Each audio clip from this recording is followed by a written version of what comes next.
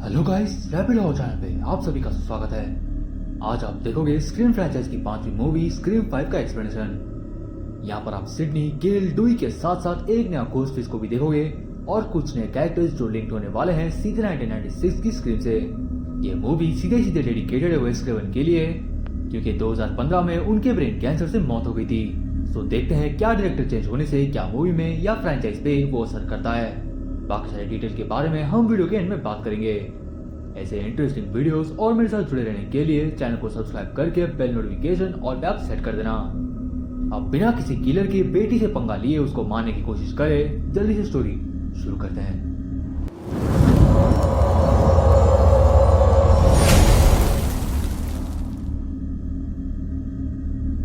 Movie के starting में हम टेरा नाम की लड़की से मिलते हैं जो अपनी फ्रेंड एम्बर से चैट करी थी और इसे आस्थमा भी है, इसलिए यह अपनी इनहेलर यूज करती हुई दिखती है। तभी इसे किसी अननोन नंबर से कॉल आया, बिल्कुल स्क्रीम 1 जैसे। और आप गेस करो ये कॉल किसने किया है। ये कॉल किया है घोस्ट फेस ने। वो टेरा से उसकी मॉम क्रिस्टियन की फ्रेंड चार्ली बनकर बात कर रहा था, बट घुमा फिरा कर उसने स्कैरी मूवीज की बात छेड़ दी और उसने इससे पूछ लिया कि what's your favourite scary movie. टेरा ने भी द बैबेडो के बारे में बोल दिया जो आती है एलिवेटेड हॉरर में। एलिवेटेड हॉरर या थ्रिलर सिंपल शब्दों में मैं आपको बता दूं, जिसमें स्टोरी टेलिंग होती है, चिल्स भी होती है, jump scares, dramatic theme, grief, trauma के साथ साथ दिमाग खराब करने वाले ट्विस्ट भी। सिंपल एग्जांपल है 1960 की साइको और 2014 की इट फॉलोज और ऐसे कई सारे। बट यहाँ घोस्ट फेस को वो बोरिंग लगता है, जो कि बहुत ऑब्वियस बात है, क्योंकि घोस्ट फेस को सस्पेंस और मारकाट जो पसंद है।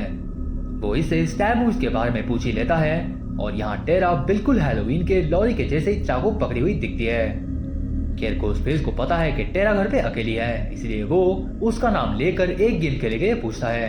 इतना सुन के टेरा पहले डर के मारे फोन काटती है और अपने घर के डोर्स फोन की मदद से लॉक करती है। यहाँ टेक्नोलॉजी भी एडवांस हो चुका है, उसके साथ साथ ये अपनी पल पल की खबर एम्बर को दे रही थी। बट तभी फिर से फोन बजता है जो एम्बर उसके साइड से टेरा को उठाने के लिए कहती है, क्योंकि ये मैसेज भी इसे घोस्ट फेस कर रहा था तब से। वो टेरा को कहता है कि अगर इसने कॉल नहीं उठाया तो एम्बर मरेगी। तभी ये कॉल उठा लेती है, जहां एम्बर बड़े आराम से रेडी हो रही थी अपने घर में। घोस्ट फेस सीधे इसे स्टैब मूवीज के बारे में क्वेश्चन करने लगता है, जिसके बारे में टेरा को थोड़ा सा आइडिया होगा, क्योंकि ये है वुड्सबोरो टाउन से और ये वुड्सबोरो में बड़ी जो हुई है। बट इसे स्टैब मूवीज के बारे में ज्यादा नहीं पता। बट फिर भी घोस्ट फेस इससे सवाल करता है वार्म अप क्वेश्चन के साथ कि स्टैब मूवीज का मेन कैरेक्टर कौन है, जिसका ये सही जवाब देती है सिडनी प्रेस्कॉट कहकर। अब घोस्ट फेस इसे पहला सवाल करता है कि स्टैब मूवीज की ओरिजिनल बुक किसने लिखी थी, जिससे सारी की सारी स्टैब मूवीज बनी है। टेरा इसका जवाब देती है chick from the TV Gale Weathers कहकर। दूसरा सवाल ये था कि स्टैब 1 में पहले टर्म कैरेक्टर कौन थी जो स्टार्टिंग में ही मर गई थी, मतलब ये केसी के बारे में पूछ रहा है। टेरा उसका जवाब अपने फोन से कास्ट के बारे में सर्च करके दे देती है। तीसरे सवाल में घोस्ट फेस स्टैब के किलर्स के बारे में पूछता है, जिसका जवाब बहुत ज्यादा सिंपल है और जिसका आंसर टेरा देती है बिली लूमिस कहकर। और ये बड़ा ही खुश हो रही थी, बट इसने तो स्टू का नाम लिया ही नहीं। और यही बात बताकर घोस्ट फेस बिल्कुल कंफर्म कर देता है। बट क्या इसका मतलब एम्बर मर जाएगी? इतना सुनकर टेरा चाकू लेकर जाती है एम्बर को बचाने के लिए, बट उसका स्वागत डोर खोलने पर घोस्ट फेस करता है और वो भी इस पे स्टैब करके। तभी सडनली घर के लॉक सिस्टम आर्म और अनआर्म्ड होते हैं और इस बार घोस्ट फेस एक बोनस क्वेश्चन करने के लिए कॉल करता है टेरा को और एक सेकंड में ही क्वेश्चन करते करते वो इसके ऊपर हमला कर भी दिया। वो पहले टेरा का पैर तोड़ता है और फिर चाकू उसके हाथ में घुसाता है। टेरा तभी घोस्ट फेस को एक मुक्का मारती है और पैर टूटने की वजह से ये खुद को घसीट के बाहर नहीं जा सकती और घोस्ट फेस इसे बुरी तरह से इंजर्ड कर देता है और वो भी बहुत बार स्टैब करने के बाद। यहाँ पुलिस भी आ गया और ये था इसका खूंखार वाला इंट्रो। क्यों सॉलिड था ना। खैर तभी सीन शिफ्ट होता है सैमंथा कारपेंटर पे, जो है सिडनी की बड़ी बहन और इसे हम बुलाएंगे सैम। ये मॉडेस्टो कैलिफोर्निया में रहती है और ये यहाँ कुछ पिल खाती हुई हम देखते हैं। ये अपने बॉयफ्रेंड के साथ ही यहाँ रहती है और इसका नाम है रिची। पर तभी इसे भी पता लग जाता है कि टेरा के ऊपर कल रात हमला हो गया था, थैंक्स टू टेरा की फ्रेंड वेस। वो कहता है कि किसी ने घोस्ट फेस का मास्क पहनकर टेरा को कल रात मारने की कोशिश की थी, इसीलिए सैम को अपनी बहन को देखने के लिए जाना होगा रिची के साथ। तभी वुड्सबोरो हाई स्कूल में हम टेरा की ग्रुप से मिलते हैं। यह है एम्बर, यह है वेस जिसने सैम को कॉल किया था, यह है चैड और उसकी गर्लफ्रेंड लिव और यह है मिंडी। यहाँ पर चैड और मिंडी रैंडी के नीस और नेफ्यू हैं। यहाँ पर चैड और लिव का रिलेशनशिप डिस्कशन के साथ साथ रिलेशनशिप को एक और स्टेप आगे लेने की बात चल रही थी और इनके सेक्स होने ना होने की बात पे एम्बर को कुछ ज्यादा ही इंटरेस्ट था, जिसे सुन के चैड को ये जोक स्टेरियोटिपिकल लगता है। बट यहाँ पर सबसे बड़ी बात यह है कि किलर यहाँ पर खुला घूम रहा है और वैसे वही चीज सबको एड्रेस करता है, जो कहता है कि एक मस्त प्लान है, जो ये है कि किलर तुम्हें कभी ढूंढ नहीं पाएगा अगर तुम अपनी सोशल मीडिया को डिलीट करके जीपीएस ऑफ करके फोन कैमरा के ऊपर टैप लगाकर उसको जब रख दोगे तब वो तुम्हें कभी नहीं ढूंढ पाएगा। मस्त प्लान है। क्या मस्त प्लान है? अब आप सोच रहे होंगे ये ब्रिलियंट आइडिया इसे कहाँ से आया। इसे ये ब्रिलियंट आइडिया इसीलिए आया क्योंकि ये डेप्यूटी जूडी का इकलौता बेटा जो स्कूल के बाहर ही सभी से इंटरोगेट कर रही थी। तभी मिंडी कहती है कि टेरा के जान को अभी भी खतरा है और तभी वेस और एक बढ़िया बात बोलता है कि पेपर स्प्रे और टेजर की मदद से तुम खुद को प्रोटेक्ट कर सकते हो। क्या ही बकवास आइडिया है। और इस टेजर के बाद में मैं थोड़ी देर में आता हूँ। खैर तभी लिव को विंस नाम का लड़का दूर से स्टॉक कर रहा होता है और ये टेरा और लिव के साथ ही पहले काम कर चुका है। और सबसे इंटरेस्टिंग बात यह है स्टू का नेफ्यू। तभी चैड कहता है कि विंस को हॉब्स एंड शॉ दिखाना पड़ेगा। जी नहीं, यहाँ रेफरेंस तो मूवी का है ही, बट ये अपनी 2 डंबल हाथों की बात कर रहा था। बट यहाँ पर लिव उसे वायलेंस से दूर रहने के लिए कहती है, जो कि बहुत सही बात है। तभी एम्बर शक और नोटिस करती है चैड के हाथ को जो थोड़े सूजे हुए थे, बट वो कहता है कि ये उसे फुटबॉल खेलते हुए लग गई थी। अब यहाँ पर हर कोई सस्पेक्ट है, इसीलिए साथ में जा रहे हैं हॉस्पिटल। और वो इसीलिए क्योंकि टेरा को होश आ गया है, बट इनके साथ लिव नहीं आ रही है। दूसरी तरफ रिची स्टैबू इसके बारे में कुछ नहीं जानता, तो सैम उसे बिली लूमिस और स्टू कैसे घोस्ट फेस का मास्क पहनकर पूरे वुड्सबोरो टाउन में मैसेकर मचाए थे उस चीज के बारे में शॉर्ट में बता देती है। तो रिची यहाँ फ्राइडे द 13 में जेसन के आइडियाज के बारे में भी बोलता है। अगर आपने मूवी देखा है तो आप ये बिल्कुल समझ जाओगे मैं यहाँ किस चीज की बात कर रहा हूँ। मैं यहाँ बोल रहा हूँ लोगों को मारने के आइडियाज के बारे में। खैर ये दोनों पहुंच गए टेरा के पास, जहाँ सैम रिची को सबसे इंट्रोड्यूस कर देती है। टेरा भी सैम को देखकर बहुत खुश है और टेरा कहती है कि इसकी मॉम लंदन में एक कॉन्फ्रेंस में फंस गई है, इसलिए वो आ नहीं पाएगी। तभी टेरा को थोड़ा स्पेस दे के सब वहाँ से चल दिए और सैम के सामने टेरा तो यहाँ पर बिल्कुल रोई पड़ती है। खैर रात को क्लब में हमें ये पता लगता है कि सैम के डैड ने इनके फैमिली को छोड़ दिया था जब टेरा 8 साल की थी और सैम 13 साल की। और 18 साल होने के बाद सैम अपना घर और वुड्सबोरो टाउन छोड़कर वहां से भाग गई थी। वो टाउन पे इतने सालों बाद वापस आई है, क्या इसका मतलब टेरा को सैम से खतरा है? खैर यहाँ पर सारे के सारे सस्पेक्ट हैं, बट मिंडी लिव को सस्पेक्ट पे काउंट नहीं करती। खैर ये मजाक था। तभी इनका मजाक किरकिरा करने के लिए वहां पर विंस आ गया, जिसे चैड अगली माइकल मायर्स बुलाता है। तो चैड के उससे बात करने पर विंस चाकू निकाल रहा था, बट बार ओनर ने तो उसको बाहर भगा दिया। वो बड़े आराम से बार को गाली देकर बाहर सुसु कर रहा था। तभी कोई इसके कार के साथ छेड़छाड़ करता है। आप अभी मुझे बताओ क्या ये घोस्ट फेस हो सकता है? खैर उसे लग रहा था कि चैड इसके गाड़ी के साथ ही छेड़छाड़ कर रहा है, बट वो चैड नहीं था, वो था घोस्ट फेस, जो इसे बड़े बेरहमी से जान से वहां पर मार देता है। इसका मतलब ये तो घोस्ट फेस नहीं है। दूसरी तरफ रिची हॉस्पिटल में बैठकर स्टैप देख रहा था, क्योंकि ये प्रिपेयर होना चाहता है कुछ भी होने से पहले। तभी सैम गई अपनी पिल्स लेने के लिए, और ये इसके थेरेपी पिल्स हैं, और वो भी इसकी दिमागी बीमारी के लिए, क्योंकि इसे मिरर पे बिली लूमिस जो दिखाई देता है, जो वैसे ही हालत में इसे दिख रहा है जैसे वो मर गया था। और बिली लूमिस यहाँ पर कहता है कि सैम सिचुएशन से भाग नहीं सकती, इसे टेरा को सब कुछ बताना पड़ेगा कि ये सब क्यों हो रहा है। तभी सैम को घोस्ट फेस का कॉल आता है, जिसे ये बिल्कुल अच्छे से पता है कि सैम बिली लूमिस की बेटी है। तभी सैम उसको चुनौती दे ही रही थी, तो घोस्ट फेस भी उसको स्वीकार कर देता है और सैम पे उसके पीछे से हमला कर देता है। सैम वहाँ से बड़े मुश्किल से जाती है वहाँ पर मौजूद एक ऑफिसर के पास, बट ऑफिसर के चेक करने आने पर तब तक घोस्ट फेस वहाँ से भाग गया था। थोड़ी देर में वहाँ डेप्यूटी जूडी आती है और सैम को वो बाहर बुलाकर वो सैम को बोलती है यहाँ से रिची को लेकर चुपचाप निकल जाने के लिए, क्योंकि जब तक ये यहाँ पर रहेगी सबको और इसको भी खतरा है। खैर वही सीक्रेट तभी सैम टेरा के सामने रखने के लिए जाती है, जो ये है कि जब ये 13 साल की थी तब इसने अपने मॉम के एक सीक्रेट डायरी को पढ़ लिया था, जो इसके मॉम ने सबसे छुपा के रखा था एक जर्नल के अंदर। 13 साल पहले छुपाए हुए राज को सैम एक डायरी से पढ़ के अपने मॉम को पूछती है कि उसका डैड कौन है और ये सब क्या है, जहाँ इसने उस राज को अपने मॉम के सामने रख दिया, जो इसका फादर उसके पीछे खड़ा होकर सब सुन रहा था। उसको पता लग गया कि सैम उसकी बेटी नहीं है। इतना जान के उनके डैड ने इनके पूरी फैमिली को उसी रात ही छोड़कर वहां से चला गया था, जिसकी वजह से क्रिस्टीन जो सैम की मॉम है वो सैम को कभी माफ नहीं कर पाई, और ये उस चीज के लिए खुद को ही गिल्टी मानती है, क्योंकि इसके वजह से ही इनकी हंसती खेलती फैमिली बर्बाद हो गया था। और यही रीजन था इसका 18 साल होने पर इसका वुड्सबोरो छोड़ना, ड्रग्स लेना और मेंटल इलनेस का शिकार भी होना। और इसका फादर और कोई नहीं, वो है बिली लूमिस। सैम के डैड और सैम की मॉम क्रिस्टीन एक दूसरे को डेट कर रहे थे, बट क्रिस्टीन का अफेयर चल रहा था बिली के साथ और वो उससे प्रेग्नेंट भी हो गई थी। बाद में बिली मर गया और बाद में क्रिस्टीन प्रेग्नेंट है जानकर सिडनी के डैड और मॉम ने एक दूसरे से शादी कर ली और ये राज 13 साल बाद खुल गया थैंक्स टू सैम। सैम तभी टेरा को छोड़ के चली गई जब इसे सैम की ज्यादा जरूरत थी। ये सब टेरा के लिए शॉकिंग था और सैम को लगा था कि वो वुड्सबोरो छोड़ के ये सबको पीछे छोड़ देगी, बट ऐसा नहीं हुआ। इतना सुन के टेरा इसे चुपचाप बाहर निकल जाने के लिए कहती है। सैम भी बहुत रोती है और बाहर जाने पर इसे रिची मिलता है जो इनकी बातें बाहर से ही सुन रहा था। सैम यहाँ उसे स्मार्ट बनकर निकल जाने की कहती है टाउन से, बट ये तो सैम के प्यार में कबूतर है तो ये यहाँ से बिल्कुल नहीं जाएगा, ये इसका साथ देगा। खैर इनकी मदद कोई भी ढंग से नहीं कर रहा है, इसीलिए इन्हें एक्सपर्ट्स की जरूरत है। तभी हम डुई को देखते हैं जिसे टाउन में एक नया घोस्ट आने का पता चल जाता है, जो थोड़ी देर में गेल की न्यूज देख रहा था। तभी वहाँ पर आ गए सैम और रिची, बट डुई उन्हें वहाँ से भगा रहा था। बट सैम बिली लूमिस की डॉटर है, ये गुड रीजन था डुई के दरवाजा खोलने का। इन्हें 2 मिनट का टाइम इसने दे दिया और मैं आपको अभी बता दूं गेल और डुई एक दूसरे से अलग हो चुके हैं और मैं इसमें थोड़ी देर में आता हूँ। खैर डुई यहाँ कहता है कि किलर स्टार मूवीज के लिए ऑब्सेस्ड है।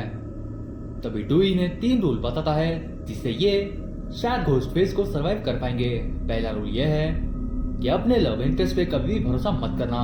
तभी रिची थोड़ा सा हंस पड़ता है और कहता है कि जब टेरा पे अटैक हुआ था तब रिची सैम के साथ दूसरे राउंड में था, बट काउंटर क्वेश्चन में डुई ने पूछ लिया कि जब टेरा पे दूसरी बार हमला हुआ था तब तुम हॉस्पिटल के दूसरे रूम में होगे, जो कि ये था भी।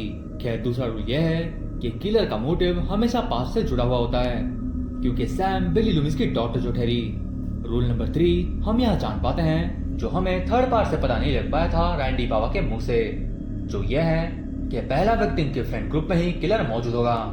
तभी सैम के हेल्प मांगने पर हमें यह भी पता लगता है कि डुई को जो 9 बार स्टैप किया गया था उसकी वजह से इसको परमानेंट नर्व डैमेज हो गया है, इसलिए ये इन्हें वहां से भगा देता है। बट खतरा अगर सैम को भी है तो डुई को भी है, इसका मतलब डुई भी सेफ नहीं है। ना कहे सिडनी ना गेल, इसीलिए डुई पहले सिडनी को कॉल करता है जो अपने बेबी को घुमा रही थी। जी हाँ, इसकी शादी हो गई थी डिटेक्टिव मार्क किनकेट से, वही पार्ट 3 वाला। जब सिडनी गेल के बारे में पूछती है डुई से तो डुई कुछ बताता नहीं, बट डुई यहाँ जरूर ये बताता है कि टाउन में फिर से सब कुछ वही हो रहा है। डुई सिडनी को सेफ रहने के लिए बोलकर उसके पास गन है कि नहीं पूछता है तो सिडनी कहती है she is Sydney fucking Prescott, of course she has a gun. Dewy Sydney को वुड्सबोरो में ना आने के लिए बोलकर फोन रख देता है। अगर आप इनसे 1996 के स्क्रीन से जुड़े हो तो हर एक इमोशंस आपको चिल्स देने के लिए काफी हैं। तभी डुई गेल को टेक्स्ट करता है कॉल करने के बजाय। वो उसे भी बताता है कि घोस्ट फेस आ गया है स्माइली मोड के साथ, क्योंकि गेल यहाँ है नहीं, वो है न्यूयॉर्क में। अपने पैशन मतलब रिपोर्टिंग कैरियर के चलते ये दोनों अलग हो गए थे और डुई आज तक उस चीज से उभर नहीं पाया। खैर तभी डुई गेल की फोटो की तरफ देखता है जहाँ आप टेटम का नाम देख सकते हो। टैटम डुई की बहन थी जो पहले पार्ट में मर गई थी, शायद आपको याद ही होगा।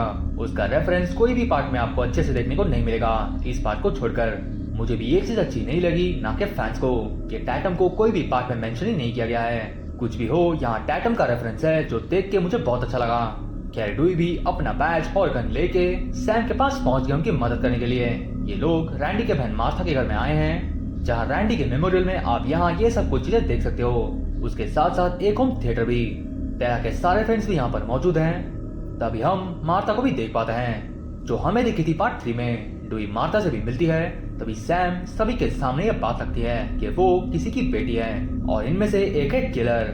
वेस्ट डुई पर ही इल्जाम लगा रहा था कि वो किलर हो सकता है, बट डुई ने उस पर ही बैकफायर कर दिया। तभी एम्बर लैशली मैकर यानी स्टू मैकर की बहन और उसके भांजे पर भी इल्जाम लगाती है, बट विंस तो पहले ही मर गया है। किलर ने पहले तीनों को मारा है जो पास से रिलेटेड थे। इसका मतलब किलर बना रहा है रिक्वल। अब बारी आती है मिंडी की, जो बाबा रैंडी का ज्ञान देती है अपने मुंह से। बाबा मिंडी कहती है कि पिछले साल जो स्टैब मूवी आई थी उसको हार्डकोर स्टैब फैंस ने नफरत किया था, क्योंकि उसमें घोस्ट फेस का कचरा कर दिया गया था और उसमें टाइम टेबल भी इन्होंने घुसा दिया था। इसलिए किलर अपना स्टैब एड बना रहा है कुछ नया दिखाने के लिए, मतलब इंट्रोड्यूसिंग न्यू कैरेक्टर्स जो रिलेटेड होंगे लेगेसी कैरेक्टर्स के साथ। मतलब मैं आपको एग्जांपल दे दूं तो हैलोवीन जो 2018 में आई थी उसके साथ साथ 100, टर्मिनेटर एक्सेट्रा। तो अब सवाल है कि किलर का नेक्स्ट टारगेट कौन कौन होंगे। मिंडी कहती है कि वेस्ट बिल्कुल ही सेफ है, उसे टेंशन लेने की कोई जरूरत नहीं। और वो कहती है कि वो और चैड के घोड़े हैं क्योंकि सैम किलर हो सकती है। इतना सुन के सैम गुस्से में वहां से चल दी, जहाँ बिली सैम को भड़का रहा था कार के अंदर, ये कह कर के जो भी ये सब कर रहा है उसका जल्दी से गला काट दो। खैर सैम उसके बात पर ध्यान नहीं देती और सीन शिफ्ट होता है जूडी पे जो बाहर जा रही थी, बट वेस भी पूरा प्रिपेयर्ड है टेजर लेकर। वेस शावर लेने जाता है और ये बात चली गई और सरप्राइज सरप्राइज इसे घोस्टफेस का कॉल आता है। घोस्टफेस इसे वेस को मारने की धमकी दे रहा था, तो जूडी सीधे गाड़ी मोड़ती घर की तरफ और ये वेस को भी कॉल करती है, बट वेस तो नहाने गया था। जूडी जल्दी से जल्दी घर पहुंचकर घर के तरफ भागती है, बट ये था एक भयंकर ट्रैप क्योंकि घोस्टफेस स्लाइड मार के आता है वहीं से और जूडी को वो दिन दहाड़े बड़े बेरहमी से काट कर मार देता है और बहुत बार स्टैब करके भी। ये फ्रेंचाइज पर ही पहली बार हुआ है जहाँ घोस्टफेस ने किसी को दिन दहाड़े मारा। तभी वेस भी नहा के बाहर आता है और देखता है कि दरवाजा खुला हुआ है। जी हाँ, घोस्टफेस घर के अंदर घुस चुका है। तभी घोस्टफेस वेस के ऊपर भी हमला कर देता है और वेस को अपना टेजर चलाने का ही मौका नहीं मिला और घोस्टफेस वेस को कुछ इस तरह से मारकर उसको मुक्त कर देता है। मिंडी तो कह रही थी डोंट वरी वेस, यू आर सेफ, पर ये तो मर गया। थोड़ी देर में सैम भी वहाँ आती है और उसे कोई मिलने आया है। जी हाँ, ये गेल है। गेल अभी बहुत अच्छी दिख रही है ना? हाँ बिल्कुल, थर्ड पार्ट से तो अच्छी दिख रही है। तभी वो डुई को देखकर उससे बात करने के लिए जाती है, बट डुई को ये लगता है कि गेल यहाँ पर बस अपने काम के मतलब से आई है। गेल यहाँ कहती है कि वो 90% डुई से मिलने के लिए आई है और 10% उसके काम के लिए। ये सब बात यहाँ पर कोई भी मायने नहीं रखती क्योंकि इसे ये तक नहीं पता कि डुई पहले रिटायर कर गया है। ये दोनों की यहाँ पर भी तू में हो गई और सीन थोड़ा इमोशनल भी हो गया। असल में गेल को एक ऑफर आया था न्यूज कंपनी में काम करने के लिए और इसीलिए ये डुई को छोड़कर वहां से चली गई थी। डुई गेल को कहता है कि काम खत्म करके चुपचाप यहाँ से निकल जाने के लिए। खैर जूडी तो गेल को भी पसंद नहीं थी, तो कहीं गेल घोस्टफेस आप आगे देखते रहो। हम थोड़ी देर में रिची को देखते हैं जो पिज्जा खा कर फिल्म फेल्स यूट्यूब चैनल का रिव्यू देख रहा था स्टैब 8 का, जहां ये मर्च बेच के स्टैब 8 का रिव्यू कर रहे हैं जो बिल्कुल बकवास थी। जहां आप स्टैब 8 का पोस्टर भी देख लो और घोस्टफेस जो फ्लेम थ्रोवर से लोगों को मार रहा है, लाइक वो घोस्टफेस है, चार्जर नहीं। उसे मैसेकर मचाने के लिए चाकू चाहिए, कोई आग निकालने वाली चूतिया सा पोकेमॉन नहीं। इसीलिए स्टैब 8 लोगों को बिल्कुल भी पसंद नहीं आया था और किलर इसीलिए अपना स्टैब 8 बना रहा है। तभी सैम को भी पता लग जाता है कि टेरा के पास कोई नहीं है क्योंकि पूरा का पूरा फोर्स यहीं पर है। इसलिए डुई और सैम वहां से निकल गए हॉस्पिटल के लिए। तभी हॉस्पिटल में दरवाजे के बाहर से साउंड सुनकर टेरा अपनी व्हीलचेयर पर चेक करने के लिए जाती है, बट वो अपना फोन लेना भूल गई जब सैम उसको कॉल कर रही है। तभी इसे भी पुलिस वाला वहां पर मरा हुआ दिख गया जिसका टेरा गन लेने की कोशिश करती है, जो वहां है ही नहीं और ना कि फोन लाइंस काम कर रही हैं। तभी रिची कहीं से वहां पर आ गया और उसके पीछे घोस्टफेस जो रिची को ही एक कट मार देता है और अब वो पकड़ा गया। तभी रिची को सैम का कॉल आता है और रिची के कॉल को घोस्टफेस उठाता है वॉइस चेंजर ऑन करके और सैम को चॉइस देता है कि दोनों में से एक को बचाने के लिए, बट सैम भी चालाक है, वो घोस्टफेस को कॉल पर फंसाकर लिफ्ट से ऊपर आ गई थी। तभी डुई ने घोस्टफेस को 3 बार शूट करा बट वो भाग गया। डुई पे घोस्टफेस फिर हमला करने पर डुई उसे 3 बार शूट करता है और घोस्टफेस यहाँ पर बेहोश हो गया। ये उन तीनों को वहां से भेज के घोस्टफेस को सर पे गोली मारने के लिए चाहता है, बट गेल के कॉल आने पर वो डिस्ट्रैक्ट हो गया, जिसका फायदा घोस्टफेस उठाकर वो डुई को एक बार आगे से और दूसरी बार पीछे से मार के उसको पूरी तरह से मुक्त कर देता है। ये सीन बहुत ज्यादा सैड सीन है। अगर आप फ्रेंचाइज को स्टार्टिंग से ही फॉलो कर रहे हो तो आप ये हजम नहीं कर पाओगे, ना कि मैं कर पाया था कि लेजेंडरी कैरेक्टर डुई यहाँ पर मारा गया। खैर गेल भी वहाँ पर आती है और ये तो बिल्कुल टूट गई। थोड़ी देर में हॉस्पिटल में सैम गेल को सॉरी कहती है और थोड़ी देर में सिडनी भी। फाइनली ये यहाँ पर आ गई और सिडनी यहाँ पर गेल को संभालती है। सैम भी आकर अपनी पूरी बात टेरा के सामने रखती है और बोलती है कि वो यहाँ से चले जाएंगे और वादा करती है कि वो उसके साथ ही रहेगी, इसलिए ये वुड्सबोरो छोड़कर यहाँ से अब चले जाएंगे। इनके वहाँ से बाहर जाने पर सिडनी उससे बात करने की कोशिश करती है, बट सैम सिडनी से आकर के बात करती है और सॉरी कहकर वहाँ से निकल रही थी, जो सुन के गेल उसे कहती है टोन संभाल के बात करो, बट सैम स्टिल वहाँ से चली गई। यहाँ पर सिडनी भी चालाक है क्योंकि सिडनी ने सैम के कार में एक ट्रैकर लगा दिया था। यहाँ कार के अंदर टेरा को उसका इनहेलर नहीं मिलता, बट दूसरा एक्स्ट्रा इनहेलर उसने एम्बर के घर में छोड़ा है, इसलिए ये वहाँ पर अब जाएंगे।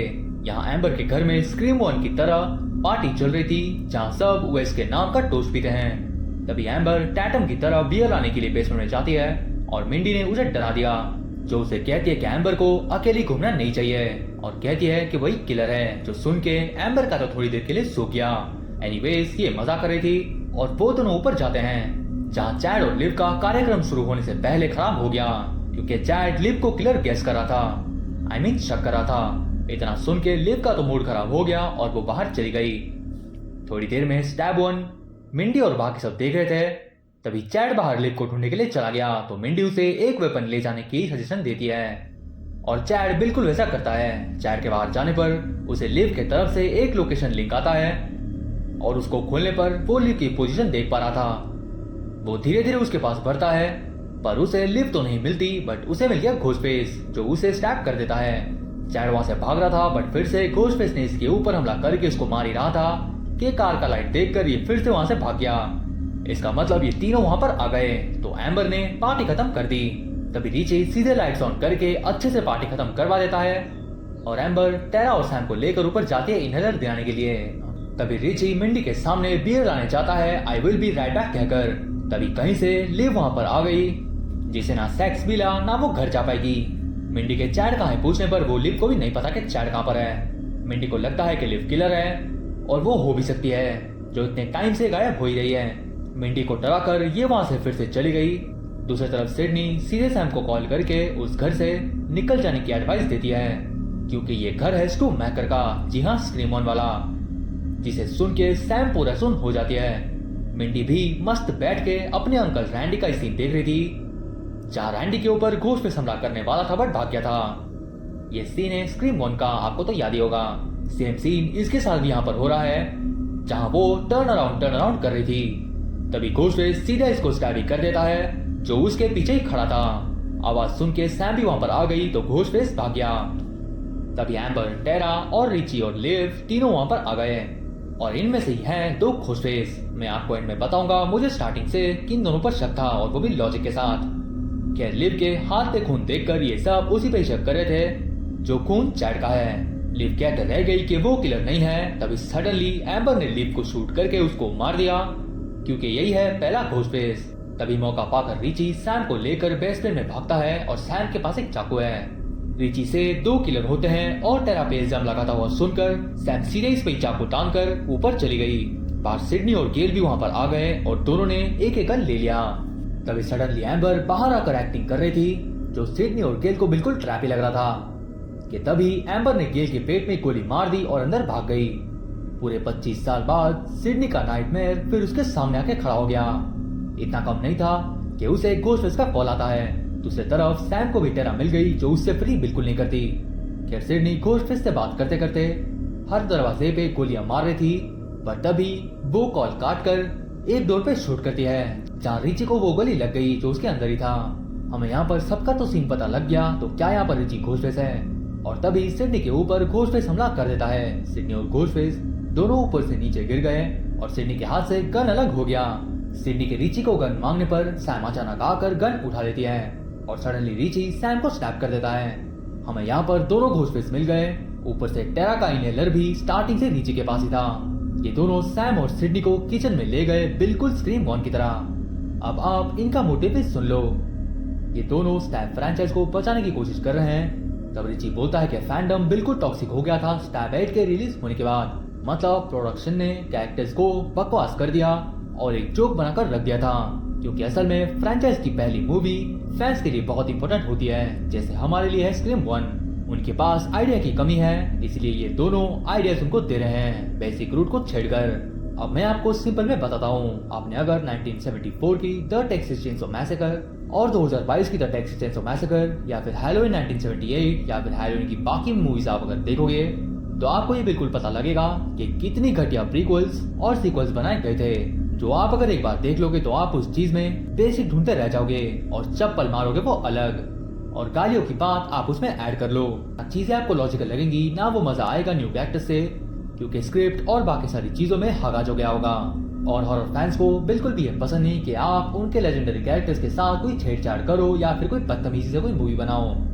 आपको 2018 वाली हैलोवीन अच्छी लगी होगी क्योंकि वहाँ सब कुछ परफेक्ट एंड में छोड़ा गया था। या तो आप 100 फ्रैंचाइज को भी देख सकते हो जहाँ जिग्सॉ को इतने अच्छे से ट्रिब्यूट दिया गया है जो आप देखने पे ही समझ पाओगे। खैर अब इन दोनों का प्लान भी आप सुन लो जो ये है कि सिडनी और सैम को मार के सैम को फ्रेम कर देंगे क्योंकि किलर की बेटी ही किलर होगी और ये दोनों बन जाएंगे विक्टिम्स। ये है इनका स्टैब 8 और यही बात एम्बर कहती है कि उनके मूवी की स्टेक्स ही अलग होगी तभी सिडनी के चालाकी करने पर एम्बर ने सीधे उसको स्टैब कर दिया और रिची के हिसाब से आज फैंस जीत जाएंगे। एम्बर इसीलिए टेरा को लाने के लिए ऊपर चली गई, बट वो तो वहां पर है ही नहीं क्योंकि सैम ने टेरा को पहले ही फ्री कर दिया था। इसीलिए एम्बर के ऊपर बिल्कुल स्क्रीम वन की तरह टेरा एम्बर पे हमला कर देती है अपने बैसाखी से और उसे मार मार कर फोड़ देती है। बट यहाँ पर टेरा को भी एम्बर ने धो दिया। सेम हाल वहां पर रिची का भी था। इसलिए अब सिडनी मौका पाकर पूरे अल्कोहल की बोतल एम्बर के सिर पे दे मारती है। तभी एम्बर इनोसेंट बनने का ड्रामा कर रही थी और वो गेल और सिडनी पर भारी पड़ भी रही थी। तभी वो गेल को जान से मार देती थी डुई को कोस कोस कर, बट गेल उसको एक लात मारती है तो एम्बर गलती से गैस ऑन कर देती है। सिडनी गेल को फाइनली गन थमाती है, इसलिए एम्बर फिर से ड्रामा कर रही थी इनोसेंट बनने का, बट गेल उसे 3 गोली मार देती है और अल्कोहल और फायर की वजह से एम्बर वहां पर बुरी तरह से जल गई और वहीं पर वो मर गई। खैर एम्बर को तो गेल ने टॉर्च पास कर दिया। दूसरी तरफ रिची और सैम एक दूसरे से भिड़ गए। सैम का चाकू और सैम और रिची दोनों नीचे गिर जाते हैं सीढ़ी से। तभी सैम को बिली दिखाई देता है जो मिरर से चाकू की तरफ इशारा कर रहा था, जो वहीं सैम के सामने पड़ा हुआ था। बिली इशारा करके गला काटने का परमिशन देता है सैम को, इसलिए चाकू पाकर सैम बोलती है कि सीरियल किलर की बेटी से पंगा नहीं लेना चाहिए। इतना कहकर वो पहले रिची के मुंह में चाकू घुसाती है और पूरे के पूरे 22 बार मार मार कर 23वीं बार में वो रिची का गला काट कर उसको पहले मुक्त करती है। फिर घोस्टफेस के स्टाइल में ट्रिब्यूट देती है खून साफ करके चाकू से और कंफर्म करने के लिए वो रिची को 3 बार गोली मारती है। बट किलर तो वापस आता ही है। तभी आती है जली हुई एम्बर, बट फाइनल ब्लो यहाँ पर मारती है टेरा एक गोली मार के। एम्बर यहाँ पर मर गई फाइनली। इस मैसेकर में मिंडी को बचा लिया गया और चैड को भी। लेगेसी कैरेक्टर सिडनी और गेल का टॉर्च पास हुआ सैम और टेरा पर। सैम दोनों को जाके थैंक्स कहती है और इस मैसेकर के बाद से सैम टेरा के साथ ही रहेगी। मीडिया भी यहाँ पर इस मैसेकर को कवर करती है बिल्कुल पार्ट 1 की तरह। ये बिल्कुल पहले पार्ट का ही सीन है। स्टू मैकर के घर के साथ यहाँ पर फाइनली अभी नहीं। तभी स्क्रीन में फॉर वेस्ट लिखा हुआ आता है और घोस्टफेस एक फाइनल ट्रिब्यूट देता है वेस क्रेवन को। इसी के साथ यहाँ पर फाइनली ये मूवी एंड हो गई। अब बात करते हैं मूवी के बारे में। पहले लास्ट वाला घोस्टफेस जो ट्रिब्यूट देता है, ऐसी छोटी छोटी डिटेल के लिए ये फ्रेंचाइज मेरी बहुत ज्यादा फेवरेट है और आगे भी रहेगी। और यही छोटी छोटी चीजें फैंस को इमोशनल करती है और फ्रेंचाइज के साथ बांध के रखती है और यही बहुत इंपॉर्टेंट चीज है। और उसके बाद आपको याद होगा हैलोवीन एंड्स के साथ जो हुआ था, उसके बाद से मुझे भी डर लग रहा था कि शायद स्क्रीम के साथ भी वही हाल ना हो जाए। बट स्क्रीम 6 देखने के बाद मैं बिल्कुल श्योर हो चुका हूँ कि शायद फ्रेंचाइज के क्रिएटर्स इस फ्रेंचाइज को लेजेंडरी रखेंगे और ये स्क्रीम 6 के बाद रहेगा भी। अब मैं यहाँ पर स्क्रीम 6 की बातें करूँ तो तारीफें करते करते मुझे 2 घंटा हो जाएगा। बस इतना बताता हूँ कि आप एक्सपेक्ट जो नहीं कर रहे होगे वहाँ पर वही होगा। खैर स्क्रीम 5 पहले रिलीज हो जाती बट पैंडेमिक के चलते इसको डिले कर दिया गया था। ये मूवी इतनी अच्छी है कि इसको देखने के बाद वेस क्रेवन को आप पक्का मिस करोगे, क्योंकि वेस क्रेवन के बिना स्क्रीम फ्रेंचाइज अधूरा है और अधूरा रहेगा भी। इसमें भी आपको 2 घोस्टफेस गेस करना था जो शायद ऑडियंस के लिए थोड़ा टफ रहा होगा। अब मैं आपको बताता हूँ मुझे कौन 2 घोस्टफेस लग रहे थे। पहले तो है रिची और दूसरा है लिव, बट मेरा यहाँ पर एक गेस सही हुआ रिची। और वो क्यों है मैं बताता हूँ, क्योंकि रिची जरूरत के टाइम पर हर जगह अवेलेबल हो रहा था। पहले तो हॉस्पिटल हो गया और फिर स्टैब के बारे में उसका कुछ नहीं जानना, एम्बर और लिव से ऑकवर्डली बात करना, एम्बर के घर पे घुस के सडनली लाइट्स ऑन करना और वो भी बिना स्विच ढूंढकर। ऐसे कई सारे रीजंस है रिची को सस्पेक्ट के लिस्ट में लाने के लिए। खैर इस मूवी में टोटल 7 लोगों की कंफर्म डेथ है और यहाँ सस्पेंस भी बढ़िया था और वो भी मोटिव के साथ। इसीलिए राइटर और डायरेक्टर ने फैंस के साथ खेल लिया। इस मूवी को लिखा है जेम्स वैंडरबिल्ट और गाय बसिक ने और इसके डायरेक्टर हैं मैरा बैटिन लोब और टाइलर गैलेट, जो खुद इस फ्रेंचाइज के बहुत बड़े फैंस हैं। ये मूवी सीधे सीधे सीक्वल है स्क्रीम 4 का, मतलब लेजेंडरी लेगेसी सीक्वल, जिसे आप एक परफेक्ट रिक्वल कह सकते हो। इसका बजट था $24 मिलियन का और इसने कमाए $137.7 मिलियन। और इसके बाद आप इसका डायरेक्ट सीक्वल देखोगे स्क्रीम 6, जो मैं जल्दी से जल्दी चैनल के ऊपर लेके आऊंगा। थोड़ी सी बात यहाँ पर हो जाए शॉर्ट में स्क्रीम 6 के बारे में। मैं आपको बताता हूँ कि आप जो गैस करके गए होगे शायद आपको वो मिल जाए और जो गैस करके नहीं गए होगे आपको वो भी मिलेगा। और ये मूवी मुझे बहुत पसंद आई थी और शॉर्ट में स्क्रीम 5 मुझे बहुत अच्छी लगी थी, बट स्टिल आई मिस वेस क्रेवन्स डायरेक्शन। खैर ये थे मेरे रिव्यू स्क्रीम 5 2022 को लेकर। आई होप आपको ये वीडियो और मेरी मेहनत पसंद आई होगी। वीडियो थोड़ी सी लंबी है इसलिए मैं होप कर रहा हूँ कि आपको ये वीडियो बहुत अच्छी लगी होगी।